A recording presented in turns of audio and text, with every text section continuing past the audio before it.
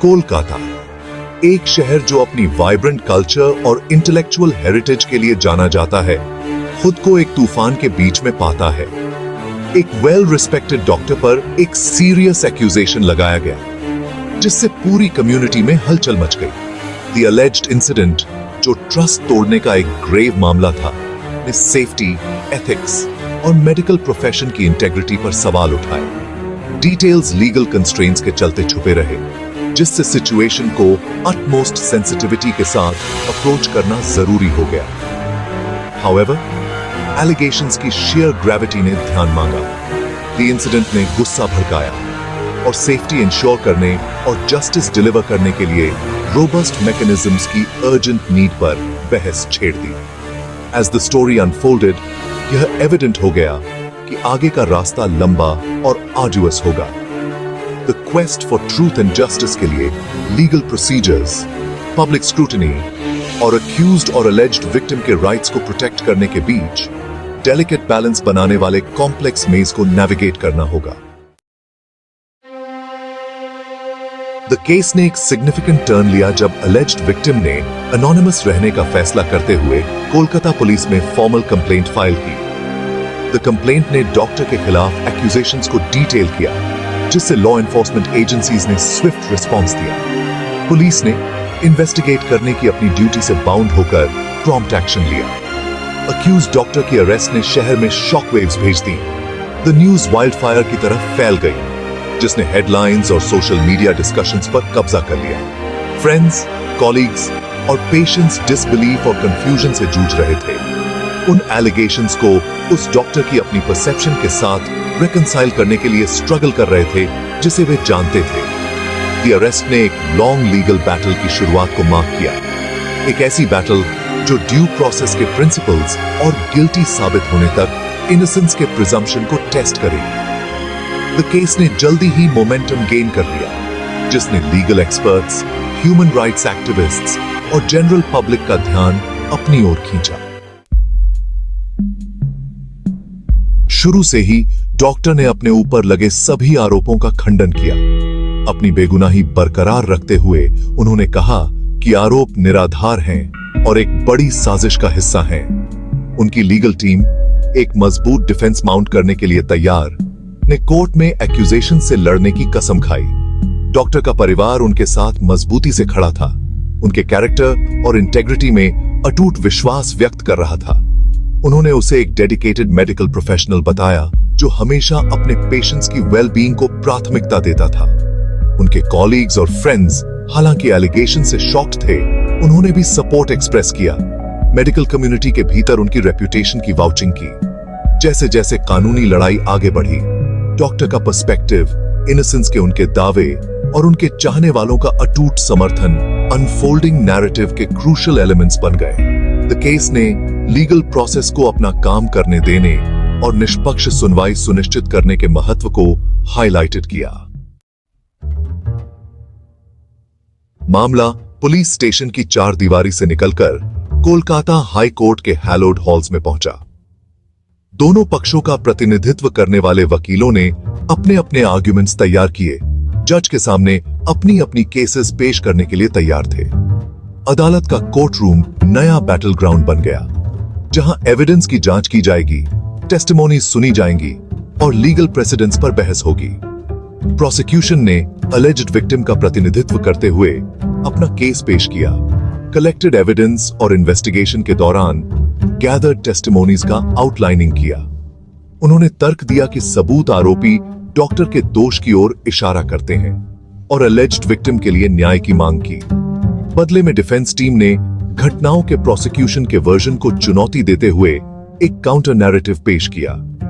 उन्होंने पेश किए गए सबूतों की क्रेडिबिलिटी पर सवाल उठाए, इसकी ऑथेंटिसिटी और रिलायबिलिटी के बारे में संदेह पैदा किया। कानूनी लड़ाई, पर्सपेक्टिव्स का एक क्लैश अभी खत्म होने से बहुत दूर थी। Section 5, a community divided. जैसे जैसे कानूनी कार्यवाही आगे बढ़ी, केस ने कोलकाता पर एक लंबी छाया डाली। पब्लिक ओपिनियन जो अक्सर फिकल और आसानी से स्वेड हो जाती है, डिवाइडेड रही। कुछ एलिगेशन से बहुत परेशान ने अलेजेड विक्टिम के साथ एकजुटता व्यक्त की, स्विफ्ट जस्टिस का आह्वान किया। अन्य जजमेंट रिजर्व करना चुनते हुए ने सावधानी बरतने का आग्रह किया। इस बात पर जोर दिया कि जब तक दोषी साबित न हो तब तक निर्दोष माना जाए। द केस ने कई डिबेट्स को जन्म दिया। पावर डायनामिक्स, जेंडर और प्रोफेशनल्स, खासकर अथॉरिटी के पदों पर बैठे लोगों पर रखे गए इम्प्लिसिट ट्रस्ट के बारे में अनकंफर्टेबल क्वेश्चंस उठाए। कम्युनिटी के भीतर डिविजन्स ने केस की कॉम्प्लेक्सिटीज को ही रिफ्लेक्ट किया। इसने ऐसे सेंसिटिव मैटर्स को न्यूआंस के साथ अप्रोच करने के महत्व को रेखांकित किया, यह पहचानते हुए कि ट्रूथ और जस्टिस अक्सर ग्रे एरियाज में रहते हैं, राइट और रॉन्ग के सिंपलिस्टिक नैरेटिव्स से परे। Section 6, impact on the medical field. आरोपों ने फाइनल वर्डिक्ट चाहे जो भी हो, मेडिकल प्रोफेशन पर एक लंबी छाया डाली।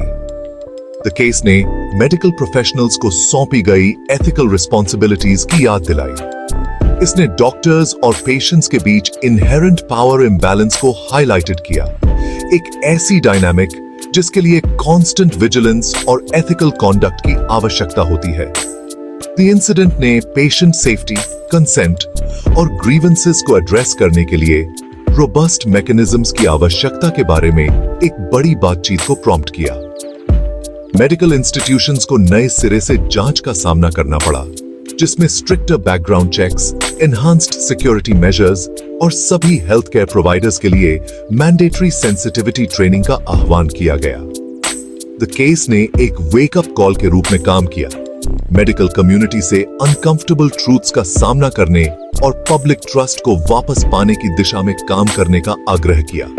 इसने ट्रांसपेरेंसी, अकाउंटेबिलिटी और हिपोक्रेटिक ओथ के प्रति नए सिरे से प्रतिबद्धता पर जोर दिया, जिसमें मरीजों की भलाई को सबसे ऊपर रखा गया। Section 7, public trust in question. Medical field पर इमीडिएट इंपैक्ट के अलावा केस ने इंस्टीट्यूशंस में पब्लिक ट्रस्ट को भी कम कर दिया। आरोप अगर सही साबित होते हैं तो उन प्रोफेशनल्स में रखे गए इम्प्लिसिट फेथ के साथ विश्वासघात का प्रतिनिधित्व करते हैं, जो अथॉरिटी और रिस्पॉन्सिबिलिटी के पदों पर आसीन हैं। द केस ने एक स्टार्क रिमाइंडर के रूप में काम किया कि पावर अगर अनचेक्ड छोड़ दिया जाए तो इसका आसानी से दुरुपयोग किया जा सकता है। द इंसिडेंट ने बेचैनी की भावना को बढ़ावा दिया, ग्रीवेंसेस को एड्रेस करने और अकाउंटेबिलिटी सुनिश्चित करने के लिए एग्जिस्टिंग मैकेनिज्म्स की इफेक्टिवनेस के बारे में सवाल उठाए। इसने स्ट्रॉन्गर सेफगार्ड्स, ग्रेटर ट्रांसपेरेंसी और सिस्टेमिक इश्यूज को एड्रेस करने के लिए मोर प्रोएक्टिव अप्रोच की आवश्यकता को हाईलाइटेड किया, जो ऐसी घटनाओं को घटित होने देते हैं। द केस ने बदलाव की मांग के लिए एक कैटलिस्ट के रूप में काम किया, इंस्टीट्यूशन से ट्रांसपेरेंसी, अकाउंटेबिलिटी और वल्नरेबल इंडिविजुअल्स की सुरक्षा को प्राथमिकता देने का आग्रह किया। इसने एक विजिलेंट सिटीजनरी के महत्व को रेखांकित किया, जो सत्ता में बैठे लोगों को उनके कार्यों के लिए जवाबदेह ठहराने में सक्रिय रूप से लगे हुए हैं। Section 8, the role of the media. Media ने, जिसे अक्सर फोर्थ एस्टेट कहा जाता है, ने केस की पब्लिक परसेप्शन को आकार देने में महत्वपूर्ण भूमिका निभाई।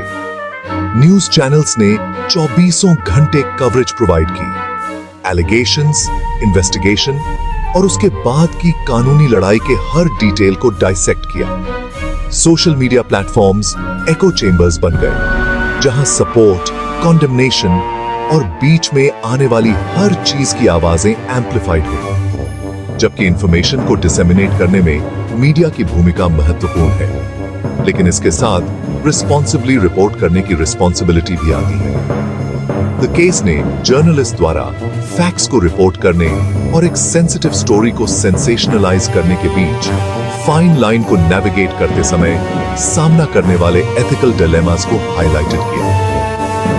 द केस ने पब्लिक ओपिनियन को इन्फ्लुएंस करने की मीडिया की पावर और रिस्पॉन्सिबल जर्नलिज्म के महत्व की याद दिलाई। इसने बैलेंस्ड रिपोर्टिंग, सेंसेशनलिज्म से बचने और इसमें शामिल सभी व्यक्तियों, खासकर अलेज्ड विक्टिम की प्राइवेसी का सम्मान करने की आवश्यकता पर जोर दिया। Section 9, seeking justice, awaiting truth. जैसे जैसे कानूनी लड़ाई जारी रही, जस्टिस की तलाश सर्वोपरि रही। कथित रूप से गलत के लिए रिड्रेस चाहने वाले अलेज्ड विक्टिम एक फेयर हियरिंग और एक जस्ट रेजोल्यूशन के डिजर्व करते थे।